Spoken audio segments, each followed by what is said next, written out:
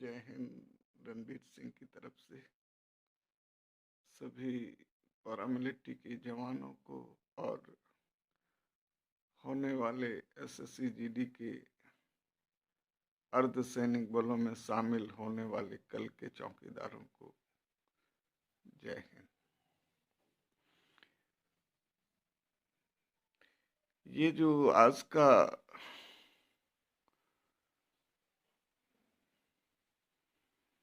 जो वार्तालाप है या जो स्टोरी है, ये माननीय गृह मंत्री जी के नाम समर्पित।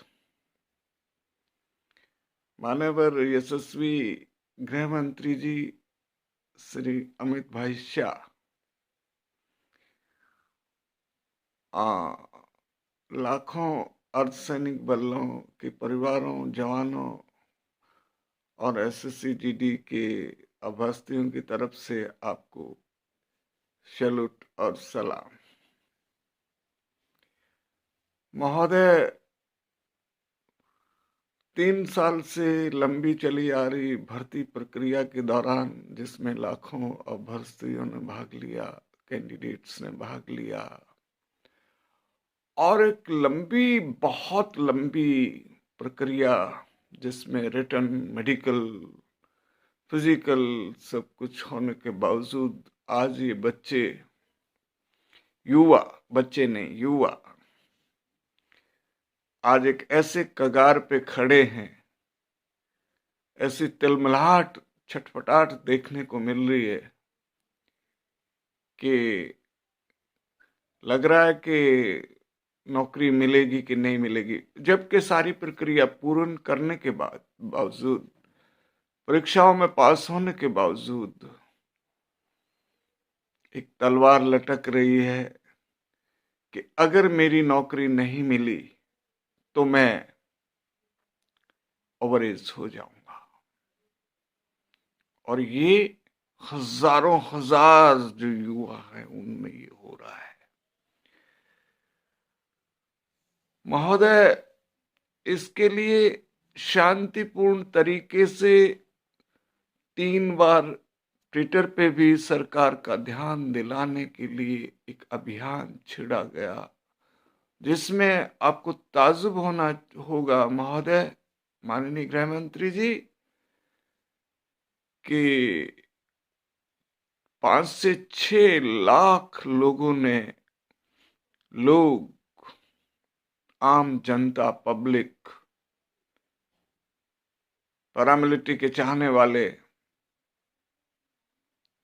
बुद्धिजीवी वर्ग, पॉलिटिशियन, युवा वर्ग इनके समर्थन में आए।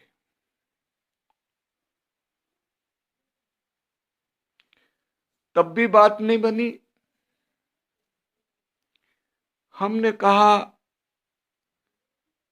कि भी चलिए युवाओं को एक मंच देते हैं,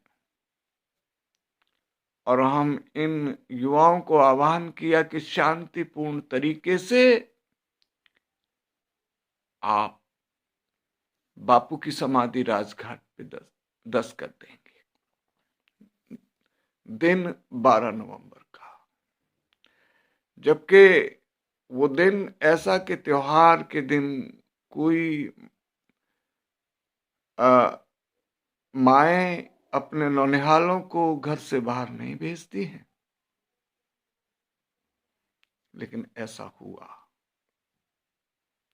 जब घर बार छोड़ के, जिनके पास जेब में पैसे नहीं है महोदय, कपड़े लत्ते नहीं है, कैसे कैसे वो लोग कहां से मांग के, और राजघाट हजारों की संख्या में लोग उमड़े। सर, त्रिपुरा लास्ट कॉर्नर है, अब बताइएगा, जेएन की।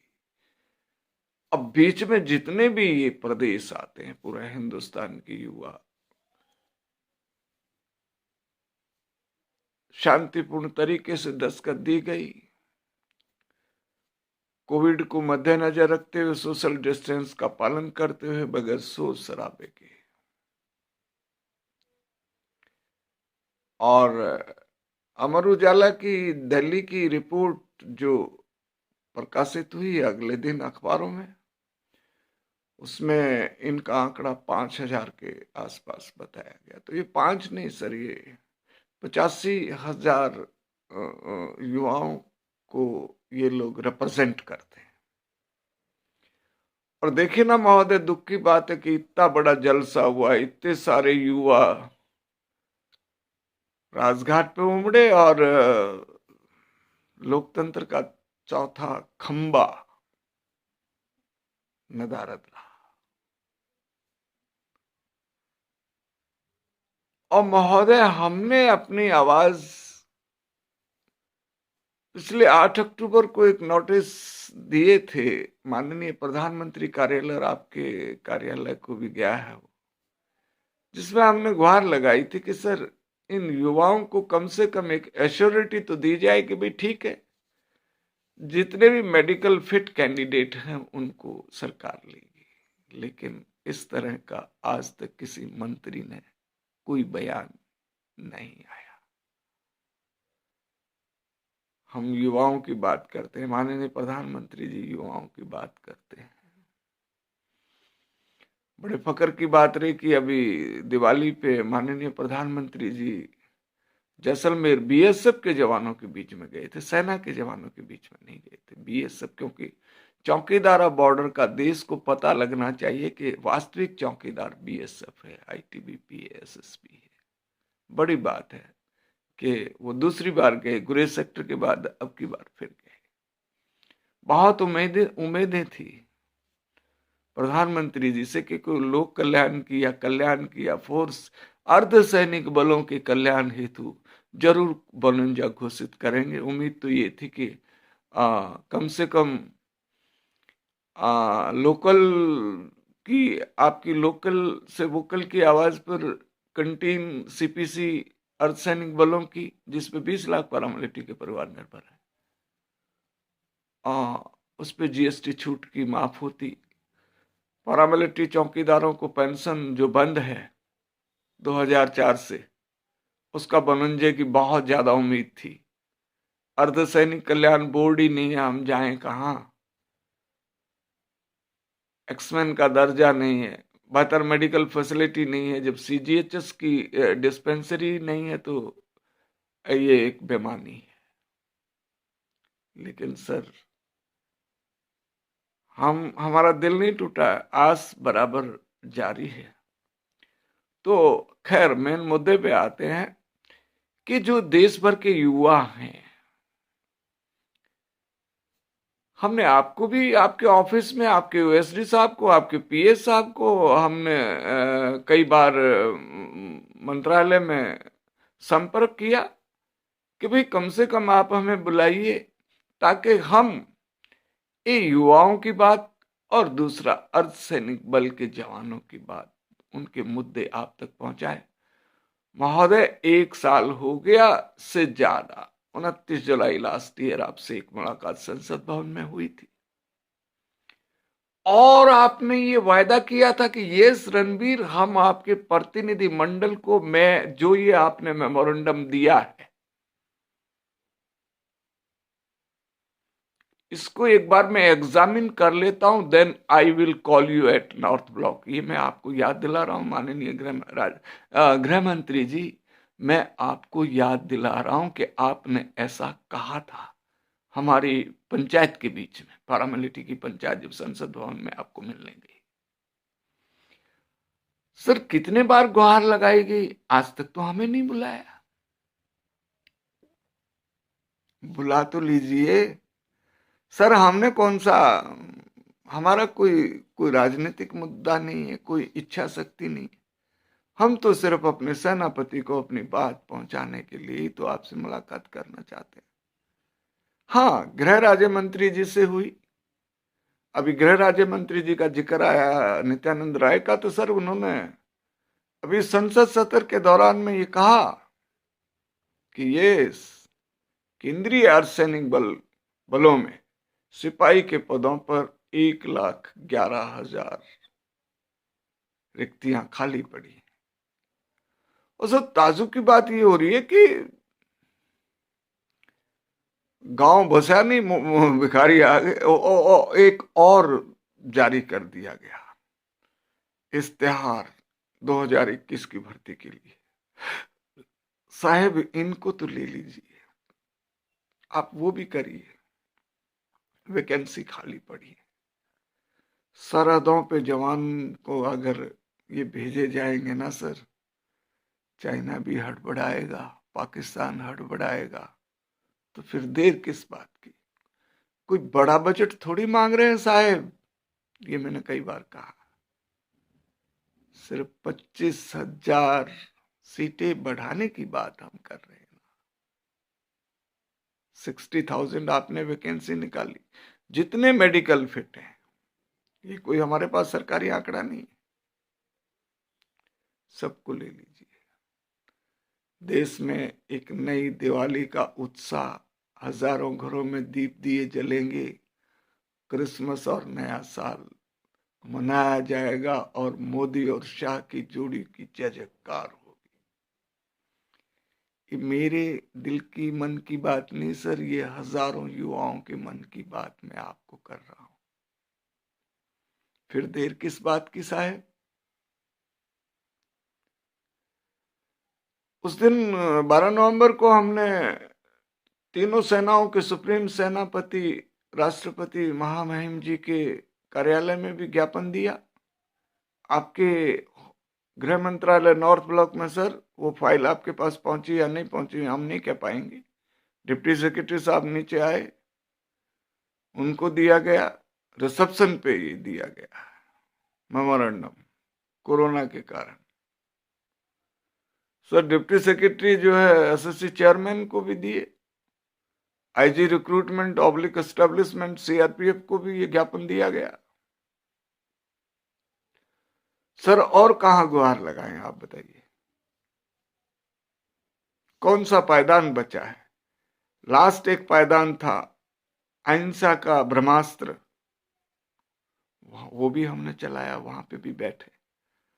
अब तो क्योंकि जहां भी हम गए उन्होंने कहा भाई गृह मंत्री जी करेंगे इस चीज को, गृह मंत्री जी करेंगे, बीएसएफ कह रही, सीआरपी कह रही है, एसएससी कह रही है। मैंने कहा भाई प्रपोजल तो भेजो। सर वो डरते हैं, वो क्यों प्रपोजल भेजें, या मैं नहीं कह पा रहा हूं भेजेंगे या नहीं। तो कहने का मतलब है सर, लाखों निगाहें माननीय आपकी तरफ लगी हैं, कोई बड़ी चीज नहीं मांग रहे। और इस विषय को लेकर हम कल एक बार फिर से ट्विटर बाबा की शरण में आ रहे हैं। और हम आपको ही मानवर माफ कीजिएगा, ये जो जो आज का जो ये जो जो युवाओं की आवाज है, 85,000 युवाओं की आवाज आपको ही समर्पित है। तो हम आपसे बेहतर उम्मीद करते हैं कि कम से कम एक विज्ञप्ति जारी तो की जाए, प्रेस विज्ञप्ति की, यस भाई हम युवाओं के साथ हैं और युवाओं को, हम सभी को, मेडिकल फिट कैंडिडेट को हम लेने की उम्मीद करते हैं। ऐसा भरोसा हमें आपसे बहुत उम्मीद है। और बिहार की जीत के लिए भी आपको बधाई, जो युवाओं ने आपका साथ दिया कि नहीं भाई अब की बार मोदी सरकार। तो जीत की भी ढेर सारी जो है शुभकामनाएं बेरोजगार युवाओं की तरफ से। और हमें उम्मीद, मान्यवर जरूर जो है हमें भी बुलाए तो अच्छा लगेगा, ताकि केंद्रीय अर्धसैनिक बलों के मसले हम अपने सेनापति देश के गृह मंत्री श्री अमित शाह जी को उनके सामने रख सके। सर हमारी क्या छोटी छोटी प्रॉब्लम्स हैं जो आप सॉल्व कर सकते हैं, कोई बड़ी चीज नहीं मांग रहे आपसे।